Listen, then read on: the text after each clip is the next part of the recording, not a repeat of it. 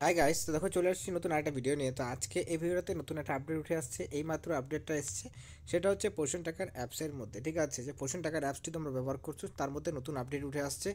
এই আপডেটটা কিন্তু খুবই গুরুত্বপূর্ণ এবং সকলকে কিন্তু আপডেটটা করতে হবে। এখানে কেন আপডেটটা ইম্পর্টেন্ট, কী কার নতুন রয়েছে এই আপডেটটার মধ্যে, সম্পূর্ণ তথ্য তো দেখাবোই, কিন্তু এছাড়াও কেন এই আপডেটটা ইম্পর্টেন্ট সেটা কিন্তু তোমাদের ডিটেলসে আমি জানাবো। কারণ এখানে আপডেটটা শুধু করলে হবে না, এছাড়াও কিন্তু আরও অনেকগুলো বিষয় রয়েছে যে বিষয়গুলো সম্বন্ধে তোমাদের জানাটা অবশ্যই দরকার। তো সেটাও আমরা তুলে ধরবো। প্রথমত কি আপডেটে কী কী বলা হয়েছে সেটা তোমাদেরকে দেখিয়ে দিচ্ছি।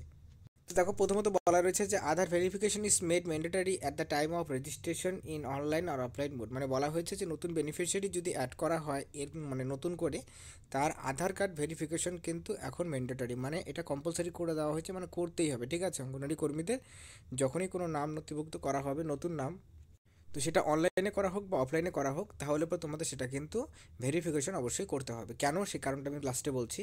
আর নেক্সট কি বলছে, introduction the referral module in children's category, এবং চিলড্রেন্স ক্যাটাগরির মধ্যে রেফারেল মডিউলটা সম্বন্ধে তোমাদের এখানে আপডেট করা হয়েছে, ঠিক আছে? এখানে আলাদা করে কেন চিলড্রেন্স ক্যাটাগরির মধ্যে, কারণটা হচ্ছে যে 0 থেকে 6 তো তোমরা অনেকেই জানো যে এখানে কি হয়ে যায়, একটা পার্টিকুলার যখন সেই বয়সটা অ্যাটেন্ড হয় তো নেক্সট ক্যাটাগরিতে কিন্তু সেটা মনে করো সরাসরি ট্রান্সফার হয়ে যায়। তো সেই ক্ষেত্রে এইটার নতুন যে আপডেটটা রিফার মডিউলটা এই বিষয় নিয়েই এই তথ্যটাতে দেওয়া হয়েছে। তো এই আপডেটটা তোমাদের করতে হবে। তারপরে কি বলছে, SAM and severely underweight list has been provided for the current month, এবং এখানে কি বলা রয়েছে যে যারা আন্ডারওয়েট রয়েছে তাদের কিন্তু পুরো কারেন্ট মাসে তাদের নাম আলাদা করে একটা তোমাদের কিন্তু প্রোভাইড করা হবে, ঠিক আছে?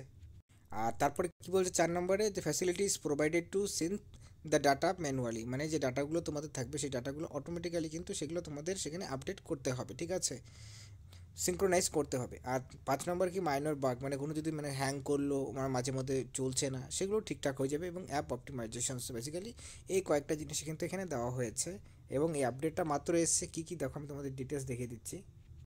তো দেখো আমি নিচের দিকে চলে আসছি এবং নিচের দিকে ইনফরমেশনটা তোমরা বুঝতে পারবে। দেখো এখানে কি বলছে, 13 ফেব্রুয়ারির আপডেটটা, এবং এই আপডেটে তোমাদের দেওয়া আছে যে ভার্সন 20.3-তে সকলকে কিন্তু এটা অবশ্যই করতে হবে। এবং আধার কার্ড নিয়ে যেটা আমি তোমাদের বলতে চাইলাম, যে আধার কার্ড নিয়ে যে সমস্যাটা তোমাদের বলছি, সেটা হচ্ছে যে আধার কার্ডে তোমরা জানো যে প্রত্যেকের কিন্তু মোবাইলের মধ্যে একটা এসএমএস আসছে, যেখানে বলা হচ্ছে যে আধার কার্ডে আপডেট করার জন্য। কারণ আধার কার্ডের যে একটা টাইম আছে, তারপর কিন্তু ফটো, অ্যাড্রেস এগুলোকে কিন্তু আবার ভেরিফাই করতে হয়, ঠিক আছে? না হলে পর তোমার কিন্তু সেটা বন্ধ হয়ে যাবে। যদি মোবাইল নাম্বার লিঙ্ক থাকে তাহলে সেই আধার কার্ডের কিন্তু মোবাইলে কিন্তু সকলের এসএমএস আসছে যে আধার কার্ড ভেরিফিকেশন করতে হবে, আধার কার্ড নিতে হবে। তো এর জন্য কি আধার কার্ড ভেরিফিকেশনটা কিন্তু অবশ্যই ম্যান্ডেটরি করে দেওয়া হয়েছে সরকারের তরফ থেকে। তো এই আপডেটটা এইখানে, তো অবশ্যই যারা এখনও পর্যন্ত আপডেট করনি অবশ্যই আপডেটটা করে নেবে। তো এগুলোই ছিল ভিডিওতে, দেখার জন্য ধন্যবাদ।